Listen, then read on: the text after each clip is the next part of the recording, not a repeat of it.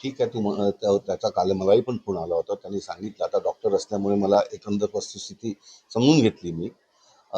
तसंही त्याची अँजिओग्राफी झाल्यामुळे असं ते म्हणतात, अँजिओग्राफी झाल्यामुळे 2-3 दिवस त्याला रेस्ट सांगितलं असेल डॉक्टरनी. आता तो म्हणतो की मला रेनल स्टोन झालेला आहे. एनिवे, पण सगळ्यांनाच माहीत आहे की ह्या निवडणुका कशा आहेत. या निवडणुकीचे पैसे दे आणि मत दे, या अशा निवडणुका पूर्ण महाराष्ट्रात आहे की पैसे द्यायचे आणि मत द्यायचं.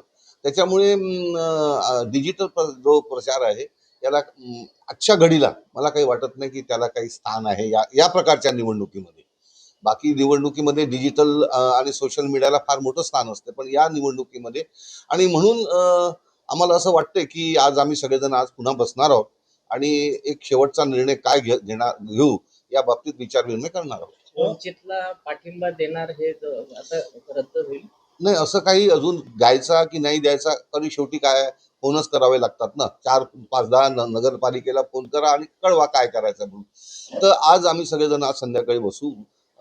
आमच्या निरीक्षकही बाहेरगावी गेलेले आहेत, त्या पण आज येतील असं अपेक्षा आहे. त्या आल्यानंतर आम्ही सगळेजण बसून काय तो निर्णय घेऊ आणि त्या अनुषंगाने आमचे जे मतदार आहे, काँग्रेसचे जे मतदार आहे, जवळजवळ 107 मतदार आहेत, त्यांना आम्ही तशी निरोप पाठवू. तुम्ही जरी पाठिंबा देण्याचं ठरवलं असलं तरी म्हणजे जरी आता निर्णय झाला, जर निर्णय झालाय भविष्यात पाठिंबा, परंतु असं आहे की ते किती ठाम असले तरी ते रणांगणात आहे का, मैदानावर आहेत का.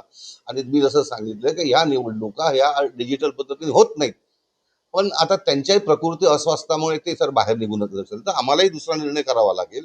आणि त्या अनुषंगाने आज आम्ही जेव्हा जेव्हा सगळेजण बसू तेव्हा काय निर्णय घ्यायचा, हर्षदीप देशमुखांना मदत करायची की वंचितला मदत करायची किंवा जो काय असेल तो निर्णय आम्ही आज घेऊ. वंचितला मी जे सांगितलं तुम्हाला सुरुवातीला की हे निवडणूक कशी आहे, पैसे द्या मतं घ्या. आता हे ओपन सिक्रेट झालेलं आहे, म्हणजे आम्हाला बोलायलाही शरम वाटते की या पद्धतीने जर लोकशाही अभिप्रेत असेल तर पण ते नाईलाज आहे.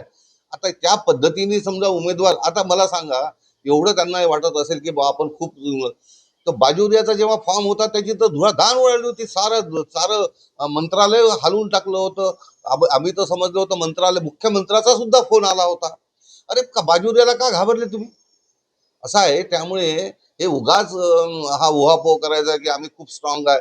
मी सांगतो, समजा बाजोरिया समजा रणांगणात असते, त्यांचे 70% पैसे भारतीय जनता पक्षाचे मतदार फुटले असते.